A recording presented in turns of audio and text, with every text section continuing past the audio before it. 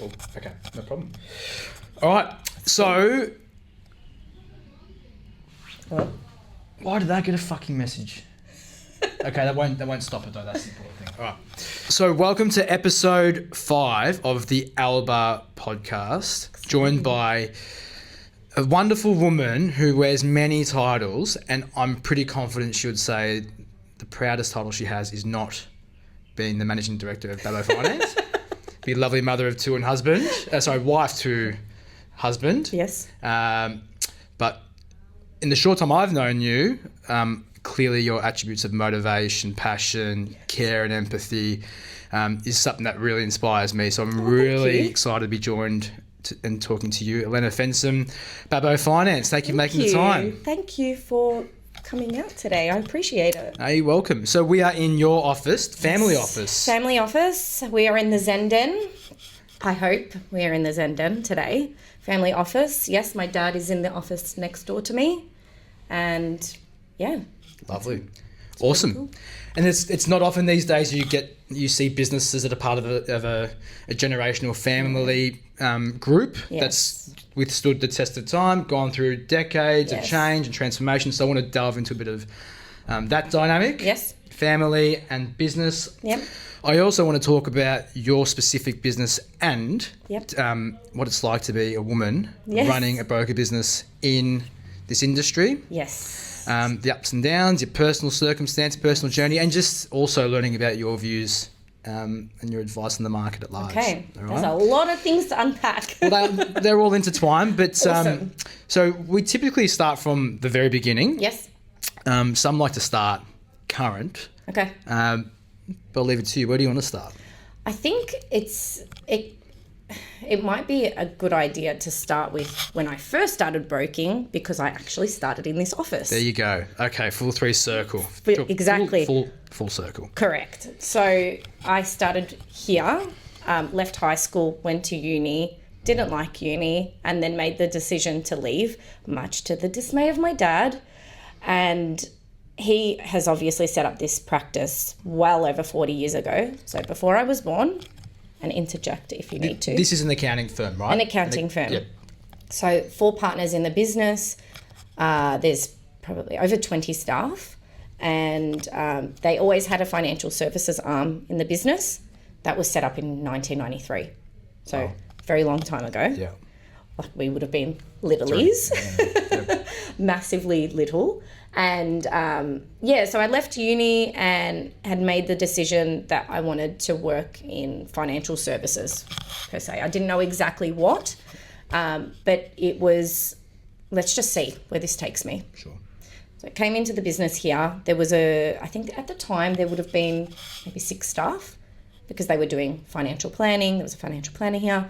There was a BDM role. There was a leasing or asset finance section to the business. And I just came in as loan support officer. So I did that for about 6 months. At that same time, I did my Cert 4 and diploma. And this was in 2008. Wow. Okay. I started. Yeah. So prime GFC time. Yes. Very interesting time for lending. Yes. And came in very young, didn't really know much about the industry, what I was doing, and just kind of found my way. And one of the mentors, who's now retired, one of my mentors at the time said, I just want to take you out to see clients. You're quite bubbly, people gravitate to you, let's just see where this goes. Yeah. So he took me out to see some business clients in Williamstown. And I actually wrote about this on LinkedIn. Okay. That I actually redid their loans last year. Oh, wow. Yeah, for business How expansion. cool is that? I know, right? Wow. Yeah. What a growth journey. Yeah, isn't that cool? That's like 18 years on. I know. And they said to me, they're like, oh, we were waiting for you to come back. Oh, yeah. Wow, how cool. Yeah, it's so nice. And it's nice to see them now with their adult kids. Yeah. And they're obviously thinking about their succession planning too. Yeah.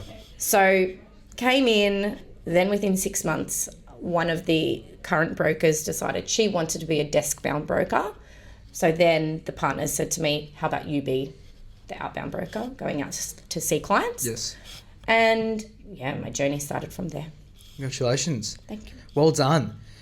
So there's a couple of things to sort of unpack from that part. I'm really curious to learn about what it's like to be the daughter of a father who's built this business over time. Yes. I'm sure people, when you went to school, would observe you've just got the natural family business easy. You don't have to go Correct. to uni. But with the hindsight of time and growth, you see how hard it is Yes. for your parents to build a business like that. 100%. So what can you remember from a young age? Oh, yeah. That's a great question, because it's something that my dad was always working all the time. Yeah. And he sacrificed a lot of time with my sister and I to build his business Yes. and be successful. And my mum also works in the business too. So that has been hard. I would say not overly, not like it's traumatic for me or my sister, but it's hard to watch your parents constantly sacrifice Yeah. for the betterment of their kids. Of course. And for me, coming into the business, my dad was quite conscious of not showing any favoritism towards me. So I always had to prove myself. I always had to go the extra step to show that I was a valued member of the team. So that in itself is really, really hard, because what he's thinking isn't necessarily true. And other people aren't generally thinking that either, because they can see I genuinely love what I do. But it's still hard. And yeah, I now then have to think about that same thing for my kids. Of course. Yeah. So then how do you, then has there been an instance or like an inflection point where you've gone, shit, this is, now I know, I remember when I could see this or feel this, or I didn't understand it when I was 12, 13, when I could now see that my father was stressed or busy. And now I know why he wasn't there. He was working home late, and you put yourself now in your shoes 2 years in with your business and your kids. Like, can you now see those patterns? It's only now that I'm a mother and now that I own the business that I can see exactly the same thing.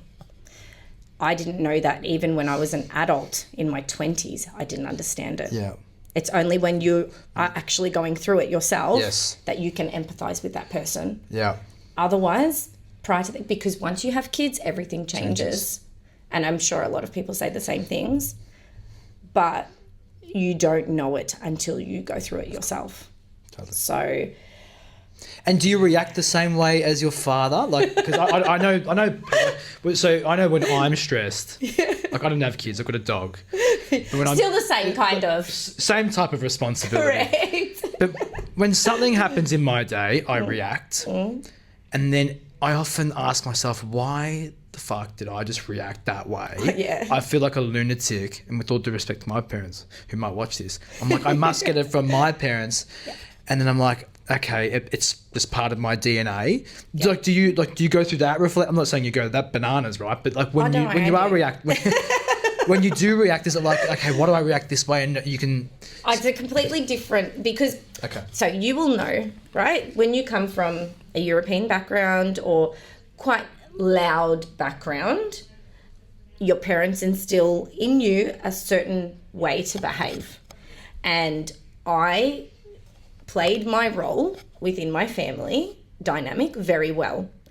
Now that I'm married to somebody that's English, that brings a totally different dynamic into my family. Yep. And I've had to go on a big journey in my work, in my personal life, in my family life, to change my patterns and break the cycle for my kids. It's a big part of what I do. Not saying that I'm perfect at it. I'm not. There are some days. On Monday, I yelled at my son. I told him to shut up. That's just a part of real life, let's be honest. I do get stressed all the time. And so I then catch myself afterwards and I apologise to my son or my kids, both of my kids. I apologise all the time because I want them to see that I can be vulnerable and I am able to apologise for my mistakes, but I'm here to fix it. And it's being conscious and aware of being able to break the cycle is what makes you a better parent, I think. Totally. Yeah. So it's like I said, not perfect, but I try my best to be a bit different. And it's fucking hard. It's hard. I can only imagine. But those two words are important, like being conscious and being aware. Yes. Whether you're a parent, business owner, Correct. friend, human. If you don't have those sorts of attributes, then you're going to find it hard to, I suppose, evolve and be flexible. Correct. As the world changes. Correct. Which then probably gets to a different part of your life. Yes. So then you've become, the director of Babo Finance. Yes. So there's probably two dimensions to that. Yes. Like, how hard is it to be the director of this function in the same office as your father? Yep. Very hard. It's very hard because it's competing. There's competing priorities in this business. Pardon me. So the accounting practice has always been the primary driver, which makes sense because that's what feeds my business. Yes. But I've had to change that and really stamp my own authority, which is very hard when you're dealing with somebody that's nearly 70. Yes. Yeah. And your father. Yes. 100%. So so let's I wouldn't mind unpacking that go for dynamic it. a bit, because I like working in the same building, like working in the same suburb as family is hard enough, I would imagine. Then working in the same building with family is fucking terrible. Yeah. Then working and trying to run your business alongside a family member who's been there, done that. I'm not saying in an arrogant way. Yeah, but no, it's in a true sustainable though. way, right? Correct. Where the business complement is a whole different stratosphere. So some Correct. people would say, "What are you thinking doing this, Elena?" Yes. Park that side. But then there's realities that you would face and encounter that you just dealt with over the journey. But how can you articulate what that journey has truly been like? It's actually better than what I thought. Okay. So, yes, I agree totally with your sentiment of it's so hard to work with family. And I'm not saying it's not. It 100% is. But I have their support constantly and endlessly. So they will never, ever put me in a situation where I'm really vulnerable or something might happen to me or to the detriment of my part of the business. They're never going to let that happen to me, and I can trust them completely. They're the people that I can rely on more than anyone. Obviously my husband is primary, but my mum and dad will always be my biggest cheerleaders, and as hard as it is, it's the nicest thing as It'd well. be lovely, right? And his primary focus since I've been here running it, he's constantly talking to clients about me. Yeah, great. And that's such a nice to have. It makes my job a hell of a lot easier, for sure. Of course. Yeah, totally. Yeah. Yeah. You've got the advocacy, the backing. Correct. It's unconditional. Correct. And it can be misunderstood from time to time. You want to rip each other's heads off. That's just normal. But you can say that and then everyone is still okay Yeah, afterwards. that's what I love, that like European families. Like, Oh, yeah. you tell them they're a fuckwit today, and then You- like you half an hour later saw they're buying that. you coffee or something. Yeah. I'm like, Dad, what are you calling me for? Yeah. Please. Yeah. He knows that I'm doing something, but he'll still call me anyway. Yeah, still have busted chops. Of Yeah, course. It's just the way we roll. It's all right. It is what it is. Yeah. Anyway. Yeah. And like, not that I was misunderstanding or misinterpreting like that dynamic. Like some people would prefer to get right away from it, but you're one of two siblings. So Yes. you're two siblings. Yes. Two children. Yes. Only daughters. Yes. I could just imagine the dynamic of a daughter working for her father in that setup Yes. is equally not as easy. And then we use that as a way to transition into Babo Finance, which is a brokerage business in the finance world, Yes. which we know is heavily male dominant. Yes. You're probably, as you've explained, you've got an absolute advantage with Yes. family unconditional support and a Yes. father who is male and established in the industry. But then you come into running your business 2 years in, female, running your business, mother of two. Yep. How is that? Talk to me about that baptism of fire into the industry. It's hard. It's so hard. Even when I first started, when I was 19, nobody took me seriously. Yeah. It's wild to think. Now that I'm so much older, I have matured in a way where I just don't take any shit anymore because I don't have time for it anyway.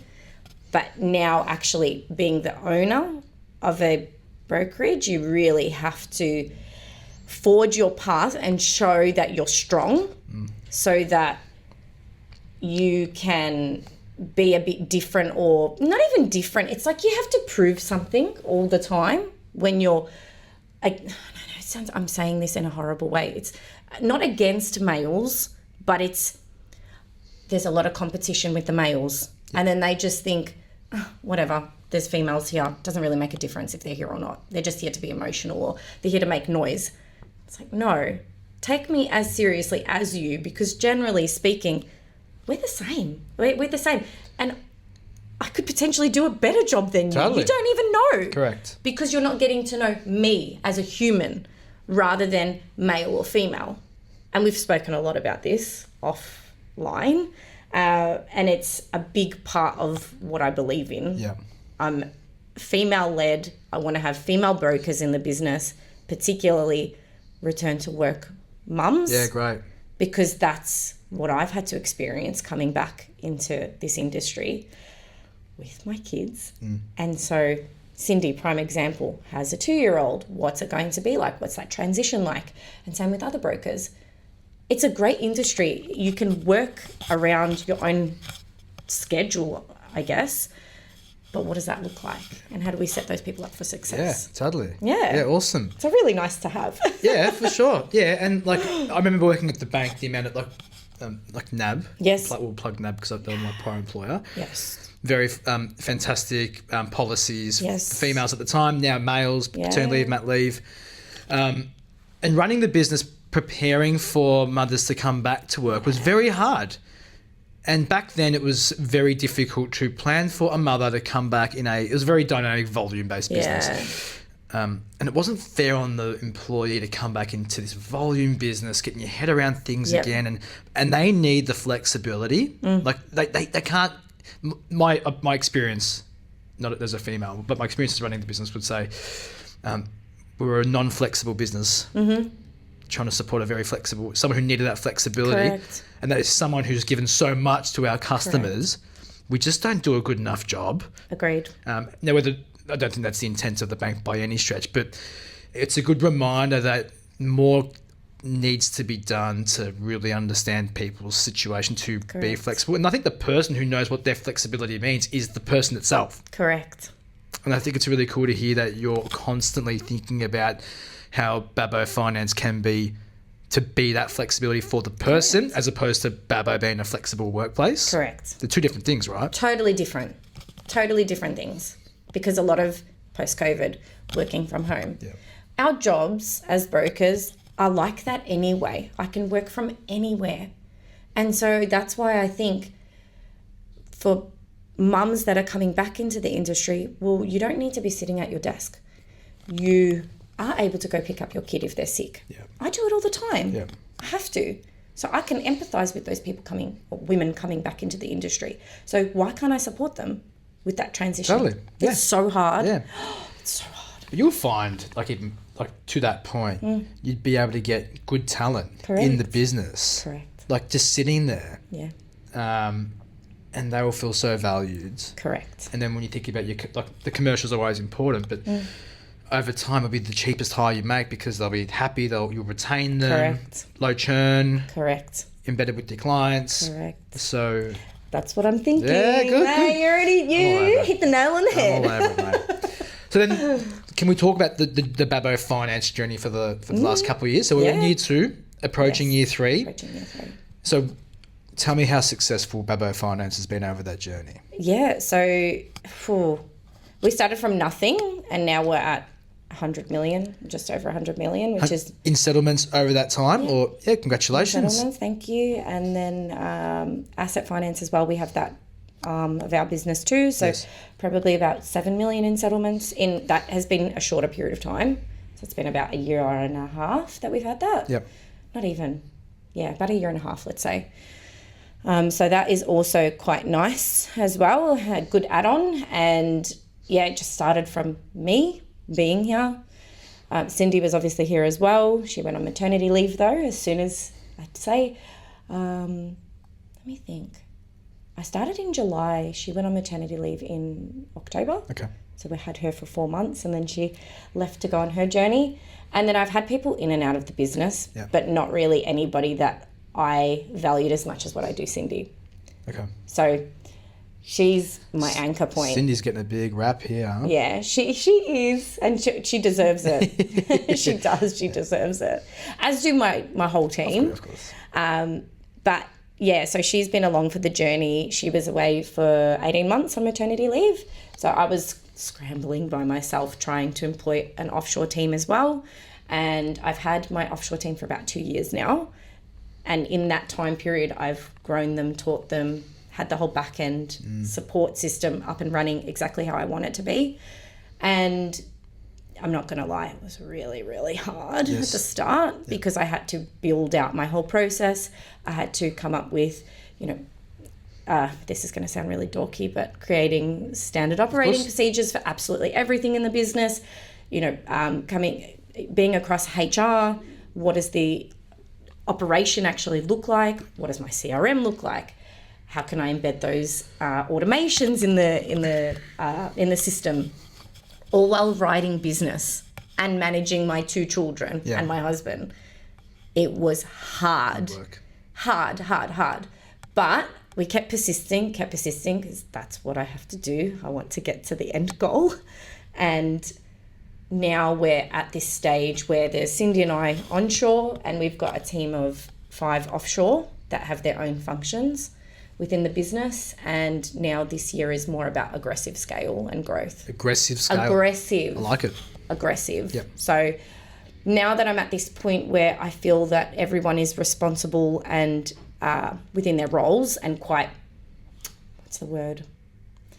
Comfortable. Sure. I want to push. I want people to get uncomfortable. Yeah, good. Nice. Yeah. So I feel like we only grow when we're in the uncomfortable state.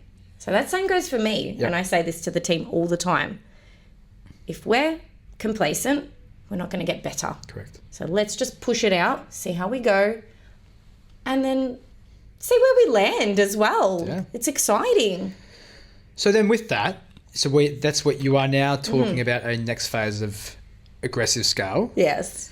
If you go back 3 years or 2 years when you started, and whether you had the capacity or the forward thinking to think about where you wanted to be in 2 years' time, like, do you look back and say, this is exactly where we wanted to be, or I set out to be? Do you know what's funny? I never, ever, it's very rare for me to take stock of what I've done. Yep.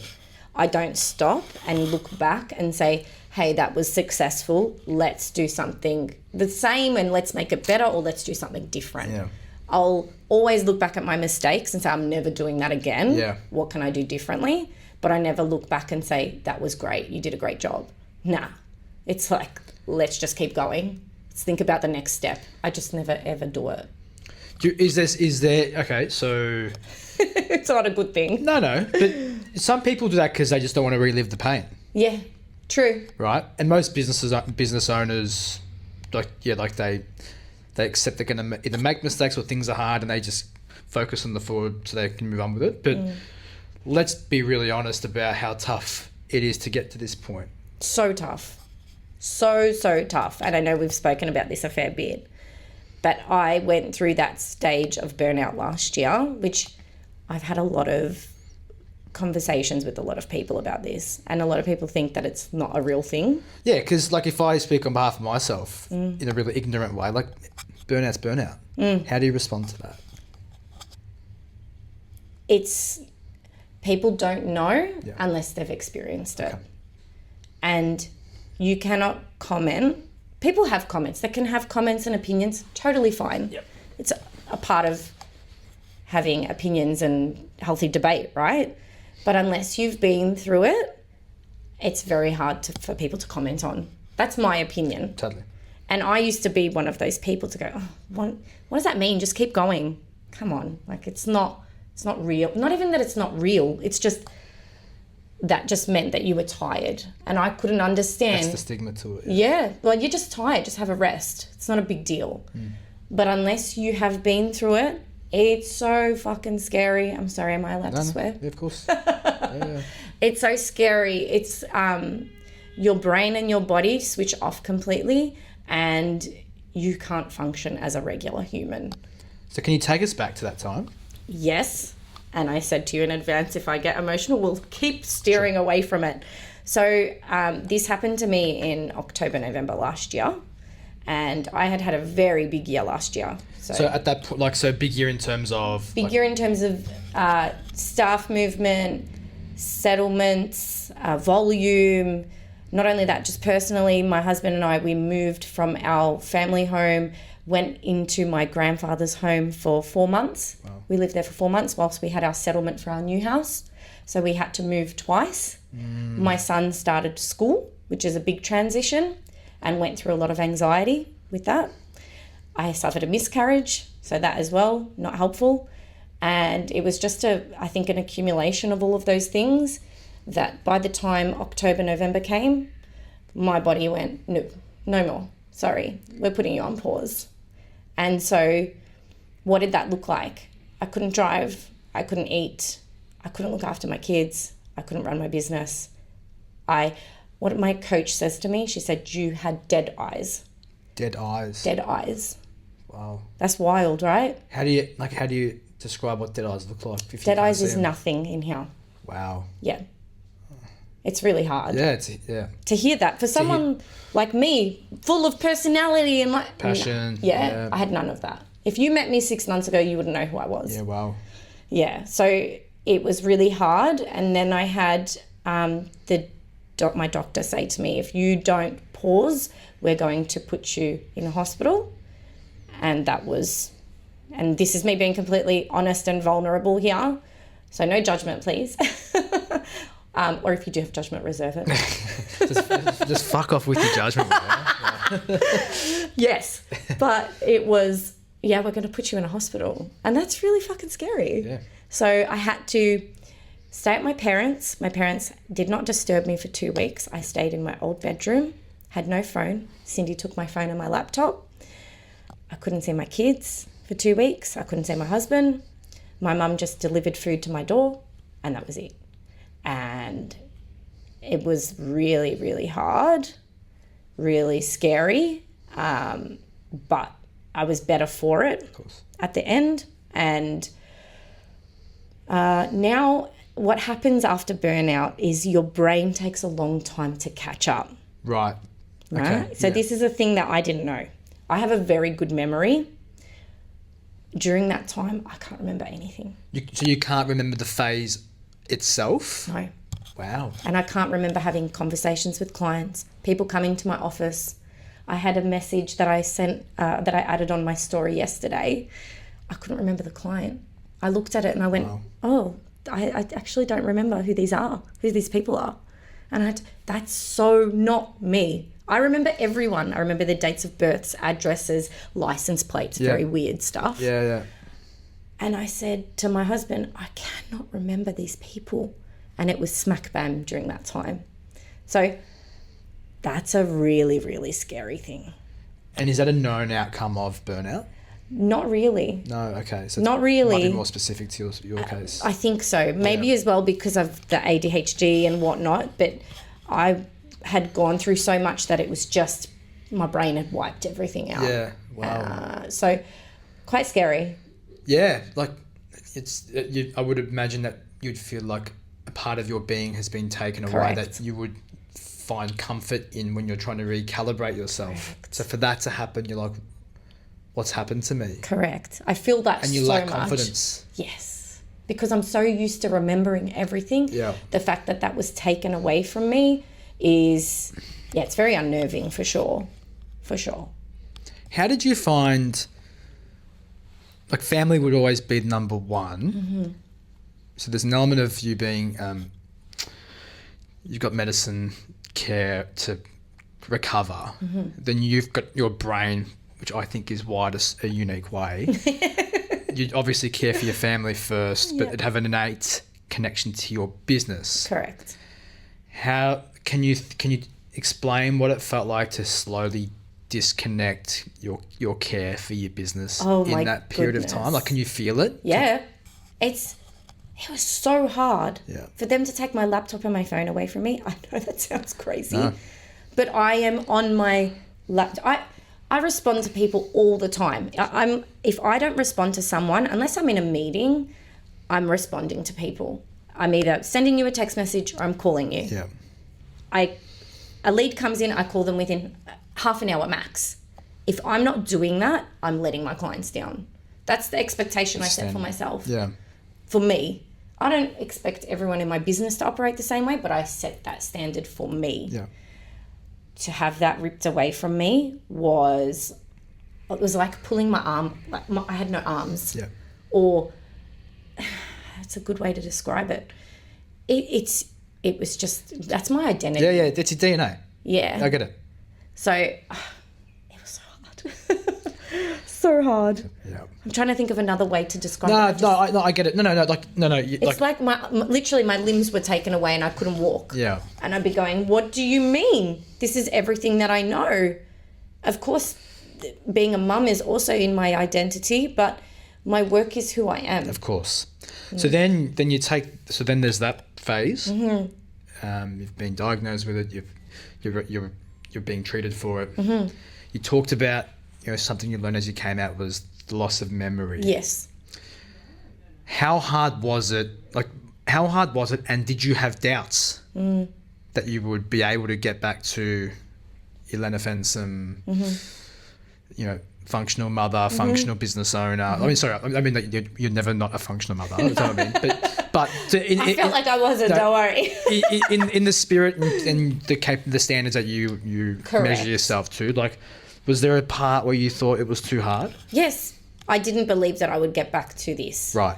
And I had to seek a lot of support externally to be able to make me believe that I could get back to this. Yes. And that support is, I have my business coach through the Doyen program. She helped me a lot. Who's that? Do you want to give her a plug? Yes, Jane Council, Thrive for Women. She's amazing. Thank you, Jane, because she's the one that helped. She actually identified it. Great. And she said, I think you need help. And she's the one that, fortunately for me, she chose me to have to do a scholarship with her, which is amazing. Yeah. And through that's when she saw the change in me. And she said, you need to go and get this sorted. Yeah, okay. So then on the top of that, I've had female GP support me. I have psychologists support me. And I have no shame in talking about this because I know a lot of people do. I have no shame. Yeah. Psychiatrists also helping me. And now I'm in the phase of functional medicine. Okay. So I have, it's 6 months now since that has happened. So I didn't believe that I was going to get better. My psychologist supported me through that journey to make me believe that I was going to get back to normal. Normal.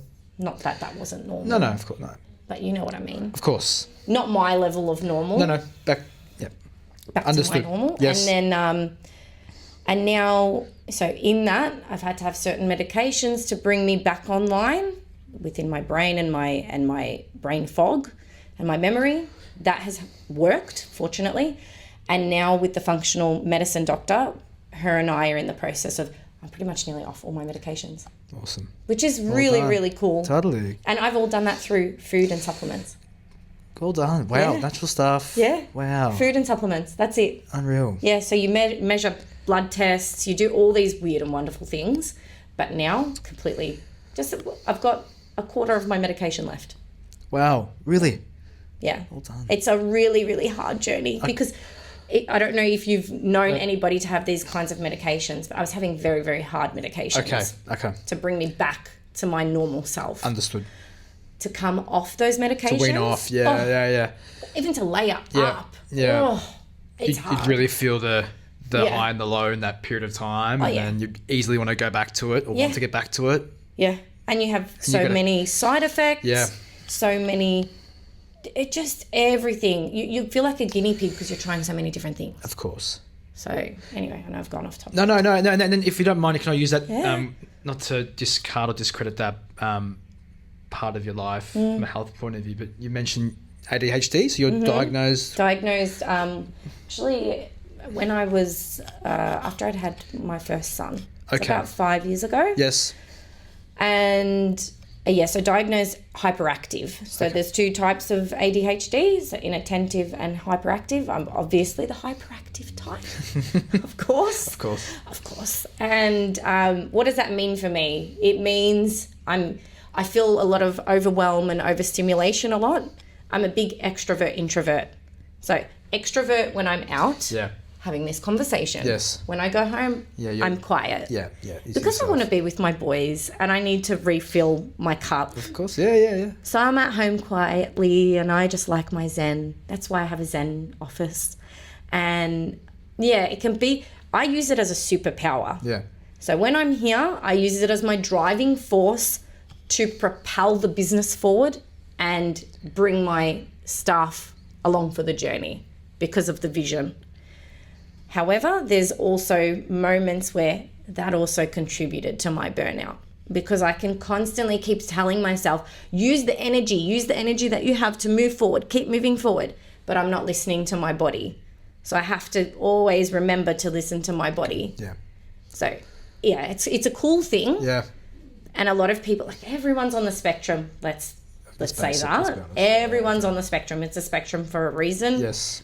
And it's how you use it. Yeah, totally. Absolutely. Yeah. You haven't, you don't, probably, that makes a lot of sense in the way you explain, like, without making it like a medical conversation, but it's love talking like, about this. Yeah, like it's how you control it, and then you've got to capitalize on it. Correct. Like you have to. Like I think you'd be silly not to make it clear that you're not capitalizing on these things. Correct. Because it makes you a better person. Yeah. And not to say anyone would want to experience what you've experienced in the last 12 months, but I'm going to take a guess and say I don't think you would change your journey to get to this point. Because I don't think you'd be as I'm sure you've always been resilient, but I don't think you'd be as resilient as you are. I don't think you'd be as fucking hungry as you are, motivated. And if anything, it's not that you never had perspective, but your view on the world and how bad things can be and how good things can be, but how you just never take anything for granted makes you a far better leader, a broker for your clients, and an advocate for the industry at large, right? Would I be right in saying? 100%. I wouldn't change it. As hard as it is and as hard as those things were, it's not anything I would ever change. Ever. But purely because of the resilience piece. Yeah. I think it does help you to grow into something else. Yeah. And now I've had so many opportunities off the back of what happened to me. So I don't sit there and go, shit, why did that happen? That's such a bad thing. I could easily do that. I could easily sit there and just wallow in my sadness and focus on that. But why? Let's change it. Let's be the abundance mindset. Yeah. Let's go for it. Yeah. And see where we can we take this? Yeah. And it's such a cool thing to think about because the world is our oyster. Yeah. And I love showing my sons that same journey too. Yeah. Because they've been on it with me and it's created resilience then in them. Yeah, totally. Yeah, they can see their mother. Of course. I have 2 boys. It's a big thing for me. Yeah. I'm in a male household. I'm in a male industry, male dominated. Yeah. Mate, I'm here for the males. Yeah. Don't worry. I want 3 boys. Just to put that out there. Mark, my husband, needs to know. I want 3 boys. I want a soccer team. I'm ready. Babo Soccer Club. Yeah. I want a soccer team. So I love that. I want my boys to also be resilient, strong, independent, but I want them to see those traits in their mum and understand that they can do that too and they can support their partners as well. And that could be male, female, whatever. I don't care.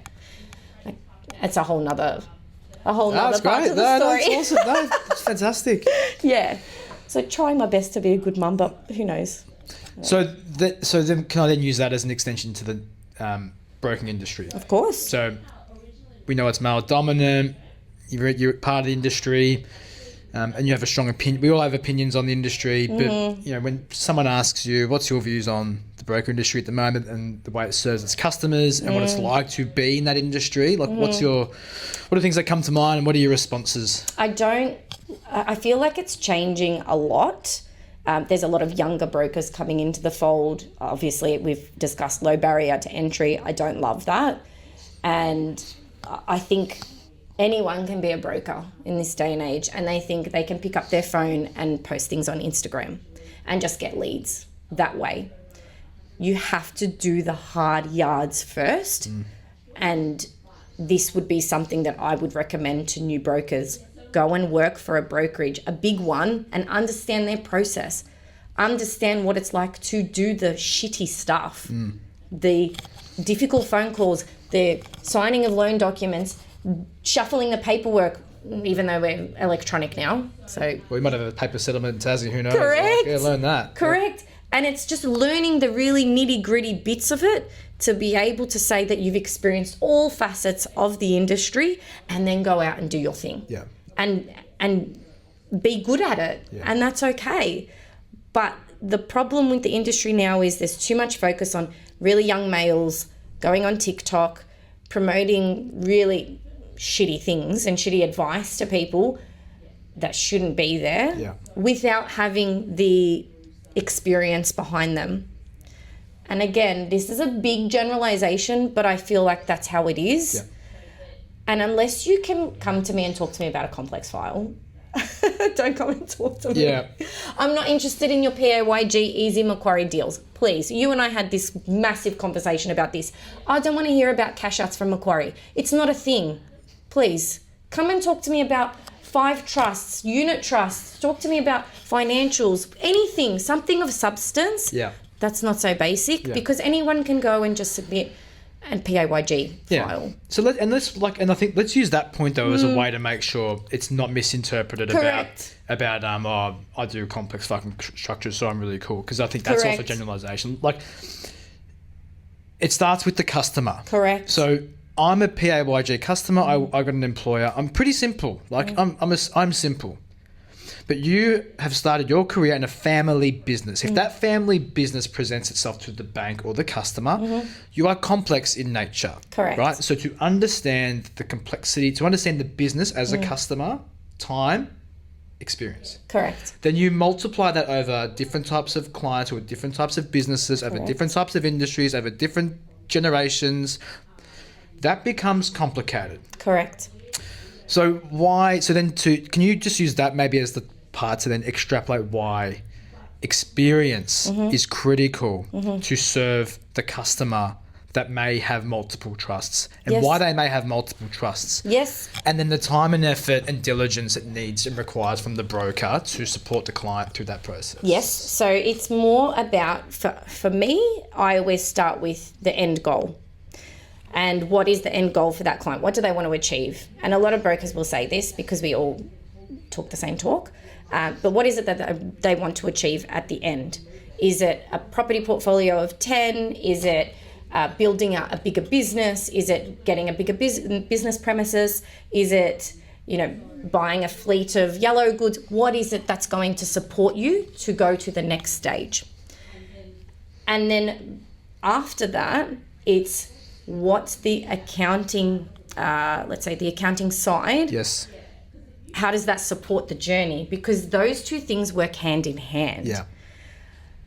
And so I always look at things, I'm not an accountant, but I look at it from an accounting lens. Yes. And I will work together with the accountants, Right. hand in hand like this, to say, okay, I'm thinking about this as a strategy. Can you tell me your thoughts? Let's work together with the client and figure out what's the structure that they would need in order to, number one, support the lending, but also number two, either save them on tax or think about what do they want to do next, be it, like I said, the business expansion or whatever. So I'll use a client example. So I have one that I talk about quite frequently. There's a mum and a dad, and they've got 4 sons. 3 of the sons are connected to the mum and dad. They all work in a family business, similar to me. But they work as, they're subcontractors in building. So their primary focus now is building their property portfolio to renovate those properties, and they want to hold them for rent, for a rental yield. And eventually they will probably sell off those properties, get their capital growth, and then potentially purchase more and do the same thing over and over. So they've now purchased 3 properties. They're set up, so the mum and the dad are self-employed. One of the sons is self-employed, working with them. Yes. 2 of the other sons are PAYG. Right. Okay. Yeah, cool. Yeah. So mixture, 3 self-employed, 2 PAYG. We set up I didn't, the accountant set up a unit trust. Yep. 5 applicants, 5 unit holders. Yep. Each unit holder has their own family trust.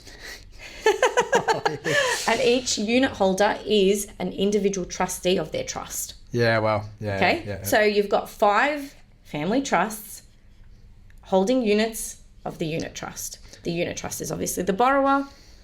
I have my poor team. They do this. It's so complicated. But it's important for them, as in from the accounting side, to have set it up that way. So each person, let's say the mum and dad decide to retire. Yes. Well, then the sons can purchase the mums and dad's units. Yeah, great. So it's there to protect the next generation, right? There's legacy built in there. And then for the grandchildren when they come along, there's legacy. Yeah. So we have to think about that. Yeah, good. So yeah, prime example. A great example. Love that. That reminds me of like, you'd just write back at the bank, you'd have to draw out the family tree.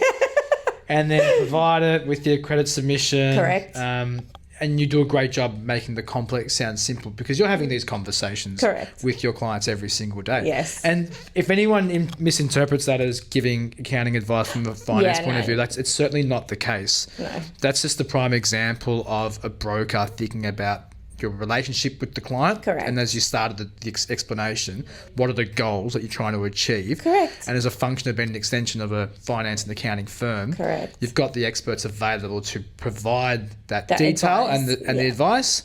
And then it's a perfect, harmonious relationship to execute on. Correct. And then the time, effort, credit understanding, the right lender, you know, all of that then becomes part of your execution. Correct.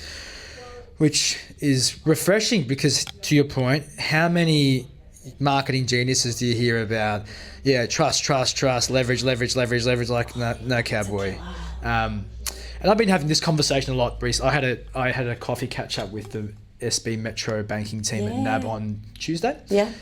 And they were talking about how we can maybe help some of, if they've got in-flight customers with finance, buying property, direct access to their banker. And we're just so good. Yeah, it was nice of them.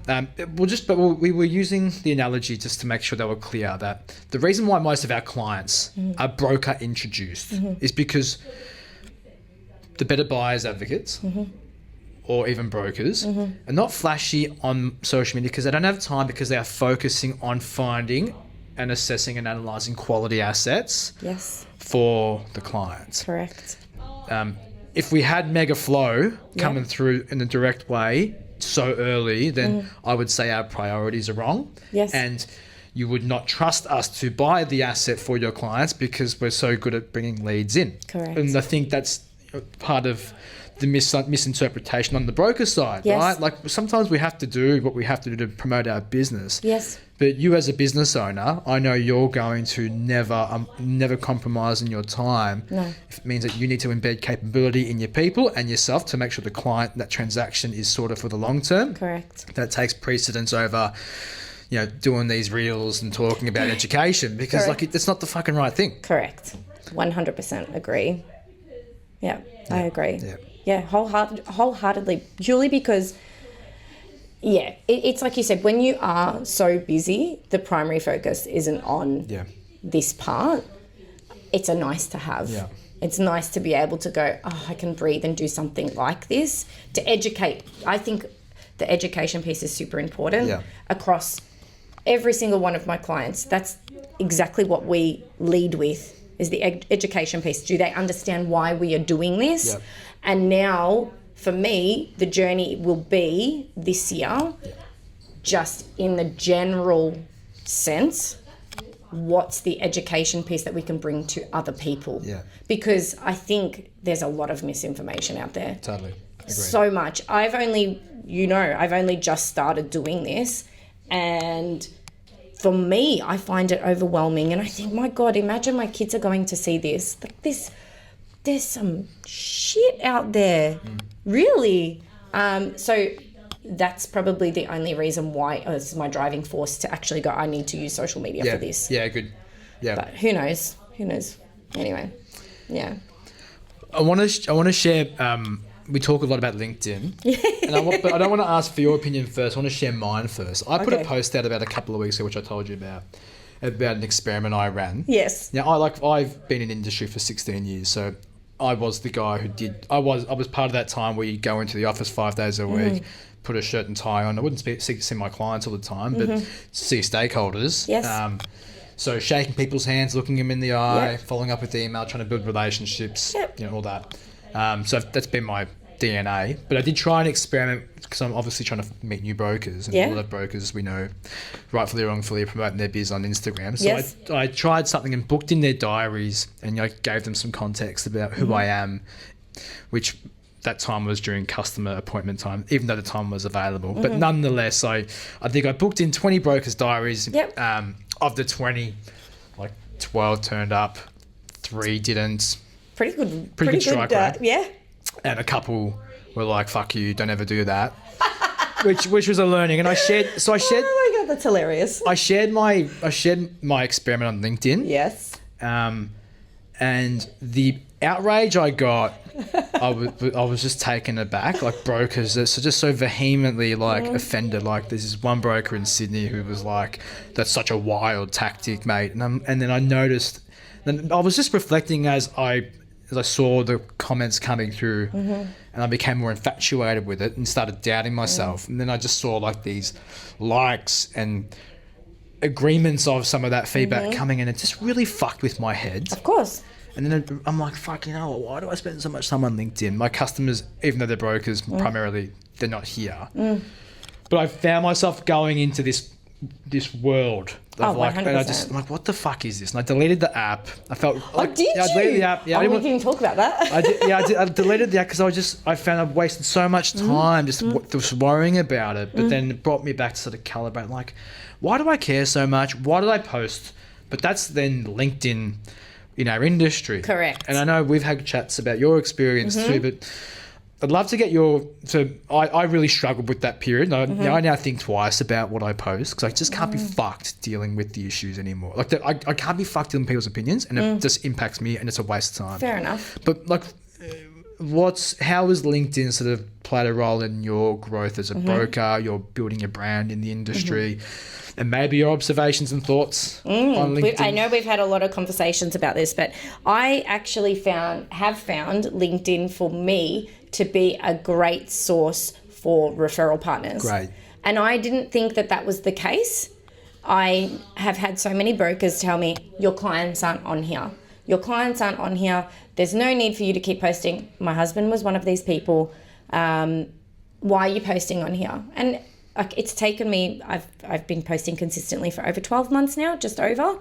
And when I started, it was just me. I was so shy and embarrassed and I felt really cringy. I was like, this is of no value to anyone. I didn't really know what I was doing. Now I have found my specific voice about what I want to post, who I'm addressing, and what is the end goal that I'm trying to achieve. And I've connected with so many people that I genuinely like talking to, yourself included. And it's been amazing. It's opened up so many opportunities. I've been able to go to banking events that I wouldn't have been able to go to because my profile is so out there now. And I am very adamant on the goal that I want to achieve, which is get to, let's say, 20 or 30 referral partners. I've already met with 15. So I'm pretty much nearly where I need to be. But now it's more solidifying those relationships and growing them and nurturing them. So that's my goal. What do I think about the world? I have gotten so, now that it's growing so much, I do become very obsessed with it. It's just like any social media. It's the same. You get so engrossed in it. You find it really hard to separate yourself from it. And as soon as somebody has an opposite opinion to you that causes this debate, it's very easy to just buy into the bullshit. Yeah. And so for me, I don't think what you did was wrong. I agree with it. I just think if the time's there and you've got free time and you're a broker and it's like, well, then why aren't you seeing clients, or why aren't you blocking it out for, let's say you're working on strategies, block out the time. Correct. That's what I do. Yeah. I block out all my time that I need to for whatever I'm doing. Yep. It just doesn't make sense. And if there is a free space, people are going to take it.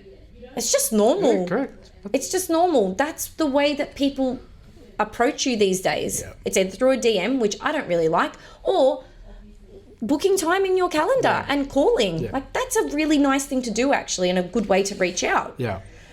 So off the back of that, I find that when I do get into debates, as much as I get annoyed with that person, at the same time, I said this to you, I love the engagement that it brings to my page. Yeah.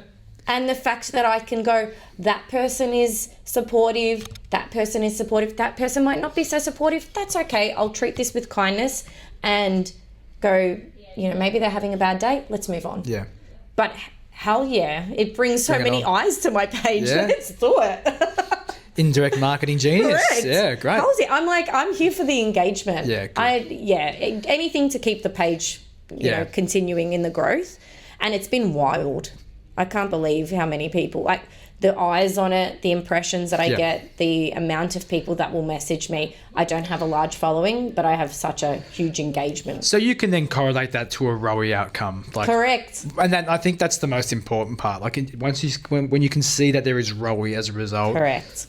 Like me personally, at that time, I was just like, all these fuckwits, just fuck off, mind your own business. But how many eyes is it coming? Correct. All the eyes are there. Page? Yeah. Yeah. And then I found this, I got like a bunch of like connection requests, but I was so agitated. I did the old, mate, I've never met you before. Why are you connecting with me? I was so defensive. I was just, which, I mean, largely we're buyers advocates and I can't be fucked in with buyers advocates. Yes. But when you can see you've got referral partners. Oh yeah. That have connected with you and you've probably done some DD as a result, then instantly you'd be like, yeah, this makes sense. I don't care what you say, whatever you want. It works for me and it's an effective use of my time and cost. Correct. Perfect. I don't care because I'm going to build those referral partnerships and I'm going to build those relationships, and while you're all sitting there bickering, I'm winning on the side. Yeah, totally. Yeah. Well done. That's just how I view it. Yeah, good. Well, you can because you've got results and that's all that matters. Hells yeah. Yeah, well done. And same for you.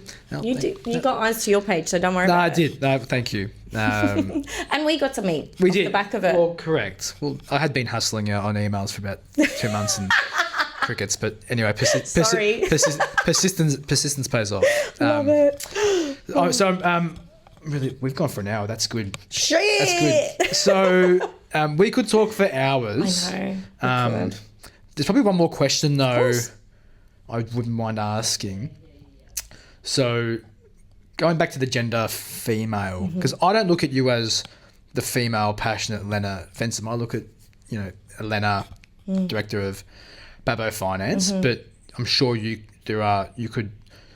an audience that you could talk to whether male agnostic of gender, but then equally females that are looking to do something similar to you, right? And aspiring to do so. Like what is your advice? Like if you are talking to either bucket or either group or the ones that matter to you most, what is your advice to get to the point you're at now? I think it's reaching out and building a really nice community, particularly because it can be really lonely. Yeah.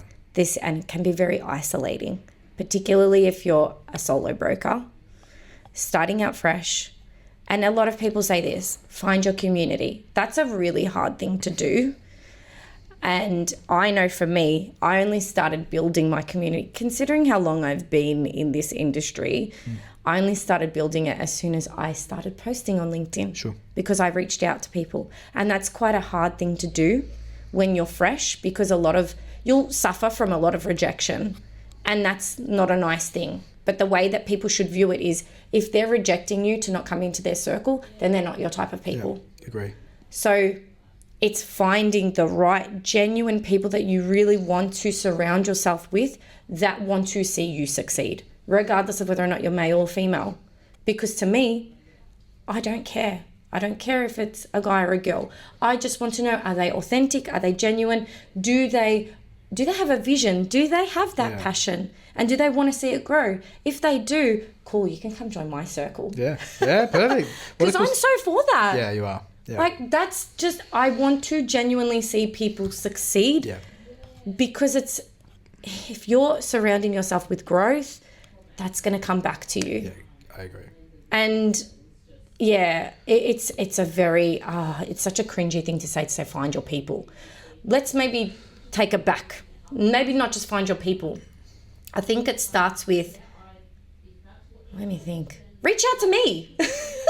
Find your purpose. Find your purpose. Yeah. Find your purpose. And it's not just because a lot of people say, and I think I've mentioned this to you, niche.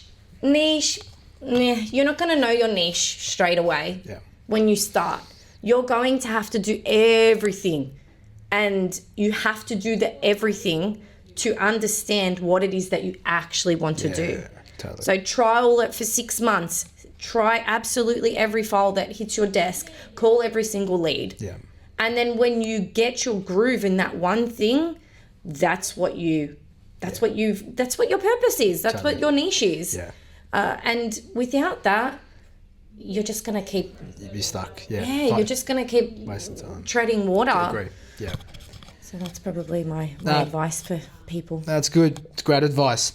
That's perfect. So I might use that as a way to say thank you. Thank you. And I probably didn't, not that I didn't appreciate it, I didn't spend a lot more time thinking about your immersion into this space. And I know when I worked in small business at NAB, like you learn pretty quickly that 99% of the economy is made up of small businesses. Our customers were, and when I say were, when I worked at NAB, we would often talk about our customers are the majority of this retail shop, this retail strip. So they've been able to talk to business owners about their business and how hard it is. I think about the problem we were talking about, which is experience and barriers to entry. You can do it the old school way, start at the bank, work your way up, and you learn about what it's like to work at the bank. But I think the greatest experience you can get is working early in a small finance firm. Correct. That has had to work and hustle for everything. Correct. And all types of clients, and just finding a way to make it work. That is you as the customer are going to get the best possible broker, finance expert that you can possibly find. I agree. And I think your experience is far superior to most that you hear about, see about, and it's no secret to why you're getting the growth that you're getting with your business. And that is at the core of the relationships that you're forming, and the group itself continues to form. So really well done. Thank you. It's something certainly understated. You should really lean more into that from a marketing point of view. Oh, okay.